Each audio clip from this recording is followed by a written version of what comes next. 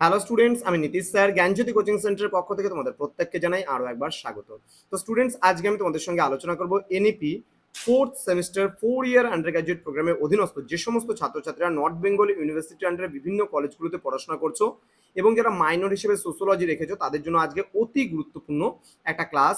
সেটা হচ্ছে 12 নম্বরের তোমাদের সোশ্যোলজিতে কোন কোন প্রশ্নগুলো আসার সম্ভাবনা প্রবল রয়েছে, সেখান থেকে একবারে 100% কমন নিয়ে কিন্তু আজকের প্রশ্নগুলো নিয়ে আলোচনা করবো। দেখো, সব থেকে ইম্পর্টেন্ট যেটা 12 নম্বরের প্রশ্নগুলোর উপরে ফোকাস করা। তার কারণ এখান থেকে স্টুডেন্টরা বড় দেখে অনেক প্রশ্ন ছেড়ে দেয় বা অ্যান্সার করে না, তাহলে সেক্ষেত্রে কিন্তু নাম্বারটা আসবে না।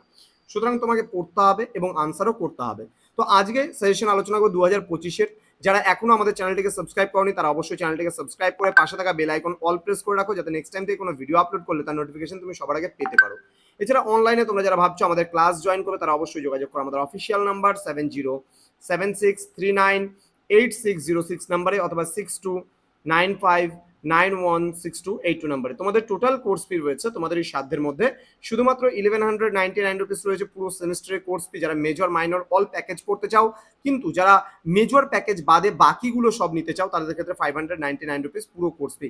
তো দেরি না করে আজই যোগাযোগ করো আমাদের সঙ্গে এবং যুক্ত হয়ে যাও আমাদের অনলাইন ক্লাসে। চলো শুরু করছি আজকের ক্লাসটা ডিটেলসে। প্রথমত তোমাদের কি কি পড়তে হয় 12 নম্বরে সেই নিয়ে কিন্তু আলোচনা করবো। ওকে, দেখো কি বলেছে 12 নম্বরের প্রশ্নগুলোর মধ্যে প্রথম প্রশ্ন যেটা রয়েছে, বহুত্ববাদ বলতে কি বোঝো?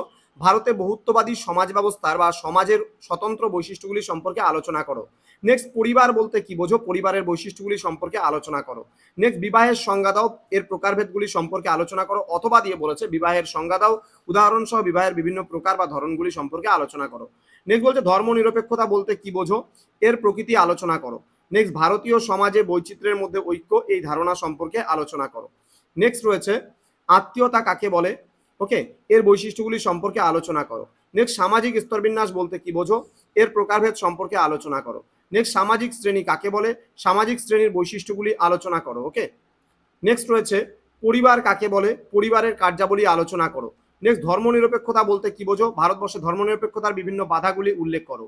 নেক্সট, উপজাতির সংজ্ঞা দাও, উপজাতি গোষ্ঠীর বিভিন্ন প্রকার অর্থনৈতিক ব্যবস্থা উল্লেখ করো। দেন যৌথ পরিবারের সংজ্ঞা দাও, যৌথ পরিবারের বিভিন্ন বৈশিষ্ট্যগুলি সম্পর্কে আলোচনা করো। নেক্সট, আদিবাসী বলতে কি বোঝো? ভৌগোলিক বন্টনের ভিত্তিতে ভারতীয় আদিবাসী গোষ্ঠীগুলির পরিচয় দাও। ওকে, নেক্সট বলেছে জাতির সংজ্ঞা দাও, ভারতীয় সমাজ ব্যবস্থায় জাতি ব্যবস্থার স্বতন্ত্র বৈশিষ্ট্যগুলি আলোচনা করো। তো এই ছিল আজকের ক্লাস, যেখানে আমি আলোচনা করলাম তোমাদের সঙ্গে মোস্ট ইম্পর্টেন্ট 14খানা প্রশ্ন নিয়ে।